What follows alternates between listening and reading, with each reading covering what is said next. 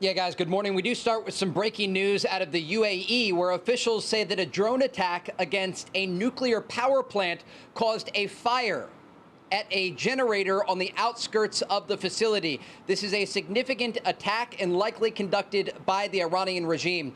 It comes as tension continues to rise across the Middle East as the region waits to see if the war will resume in the days ahead. So far, efforts toward a diplomatic solution with Iran have been unsuccessful, with officials in Tehran unwilling to make the necessary concessions to reach a deal. President Trump spoke on his return flight from China, indicating he didn't like the first sentence of the Iranian response to the U.S. peace proposal.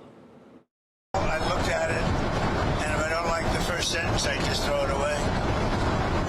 What was the first sentence? An unacceptable sentence. Because they have fully agreed, no nuclear, and if they have any nuclear of any form, I don't read the rest of So the 20 years is not enough for you. It's got to be a permanent. No, 20 years is enough, but the level of guarantee from them is not enough. In other words, it's got to be a real 20 years. And on Saturday, the USS Gerald R. Ford Carrier Strike Group returned to the United States after a deployment that was the longest for the U.S. since the Vietnam War. Now, Secretary of State Pete Hegseth called the work of these sailors phenomenal. Absolute resolve, epic fury. It's an incredible story, and the only story that should be told today is of the heroism and the skill and the professionalism of these sailors who went 3 times around the globe to defend that flag right there, which can only do what this strike group does. Overnight, President Trump shared a series of AI images on Truth Social. One shows the president standing at a control center that says Space Force with outgoing missiles on a screen behind him. The other shows him commanding the Navy with the caption, "It was the calm before the storm." All of this comes as the Iranians have accused the United States of changing their negotiating position. An attack on our nuclear facilities has already taken place once, and they claim they completely destroyed them. Yet now they are once again talking about attacking the facilities. These contradictory statements truly indicate the depth of America's confusion regarding their objectives in this war. Iranian officials continue to make serious statements about the country's nuclear program. This is a key issue President Trump wants resolved either at the negotiating table or on the battlefield. Guys?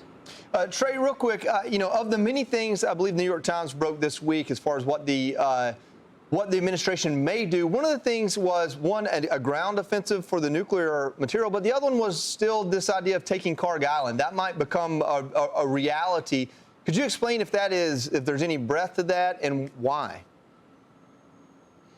I've been speaking with regional intelligence officials this morning who indicate that the assessment inside of Iran is President Trump may resume combat operations against the regime.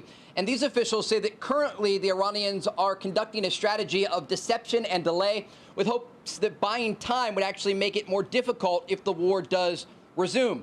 As it relates to Carg Island, President Trump has a variety of options on the table to put pressure on the Iranian regime. And one of those is the possibility of sending forces to Carg Island, this critical island that accounts for around 90% of Iran's crude oil exports. You also have a variety of other options for President Trump. And remember, right now, the U.S. blockade of Iranian ports remains in place. Yeah. And Israeli officials tell Fox News that this is an exponential threat for the regime because internally in Iran, you have this situation where the regime is getting weaker and weaker each day. And as the economic situation gets worse for the Iranian leadership in Tehran, they face new domestic internal pressure. And that is part of the broader strategy by the Trump administration to put continuing pressure on the Iranian regime and make it more difficult for them to have support internally for any sort of future conflict, and also their ability to rebuild in the aftermath of Operation Epic Fury. Certainly feels like a powder keg right now. Thanks, Yeah. Trey Yingst. Thanks, Trey. Thanks, Trey. All right, let's absolutely hope that a bigger war doesn't break out. But I just don't think the Iranians have been humbled, and I think that's President Trump's dilemma at this moment. Well, I think the challenge too is the Iranian regime is sort of built to last. Even with IRGC commanders spread across the country in these different provinces. And so I know that we've been putting pressure on the Iranian regime, but how close is it to breaking?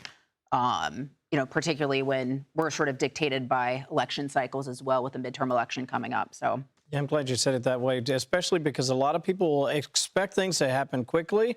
They'll want it over with. They want those gas prices to get right back down to where they were before the conflict. But I think you have to get this thing done correctly in the right timing, because ultimately you don't want them to come back and have a nuclear capability, which is something that we're trying to eliminate. Well, and Charlie made this point yesterday, which I thought was a really great point, that shows that President Trump is trying to do the right thing. Because what other president would be doing this with an upcoming midterm election, you know, dictated by politics, and he's doing this because he thinks it's the right thing to do. So just wanted to reiterate that because he made the point yesterday, and it registered with me. I thought it was a great point.